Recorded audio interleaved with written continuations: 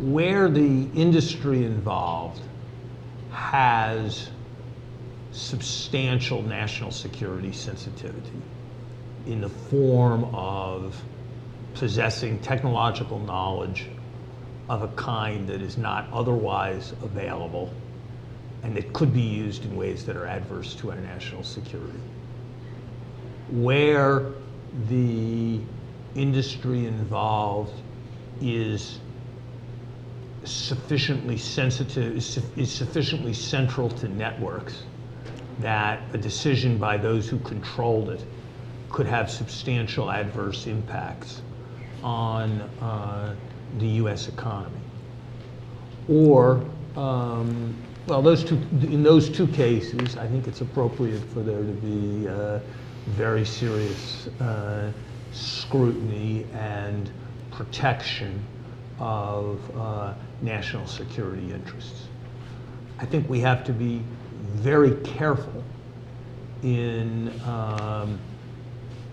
making sure that we are realistic about when technology is otherwise available and when it isn't. And there's some tendency to restrict access to investment on technological grounds when the technologies involved, in fact, are not hard to learn about from open sources, and that makes one cautious about protection.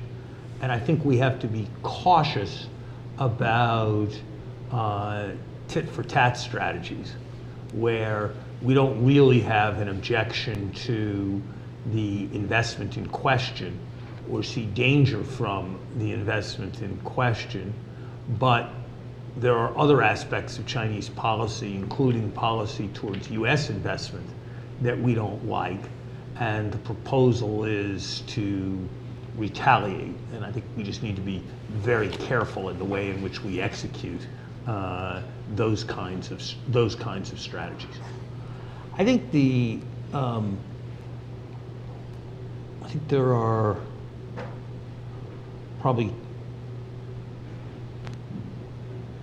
three major issues on the economic side that seem to me important in looking at the U.S.-China relationship going forward.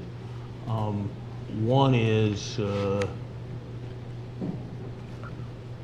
the avoidance of a rewidening of imbalances on a large scale as the two economies evolve, which I think would be quite unfortunate for both U.S. economic performance and the global trading system. Second, a range of Chinese business practices that are unacceptable in terms of what they mean for the competitive position of foreign firms and how that's going to be addressed. How that's going to be addressed going forward. And third, the question of American and Chinese cooperation with respect to the global financial architecture, the future role of the IMF. Is there going to be a global system? What is the future of the development banks at a time when China now is lending money in larger quantities than the development banks, and at a time when so many countries have such substantial reserves that the whole question of the role of the development banks looms as an important one. So international financial architecture, business practices, future surpluses would be probably three areas that I would regard as especially central in the economic area.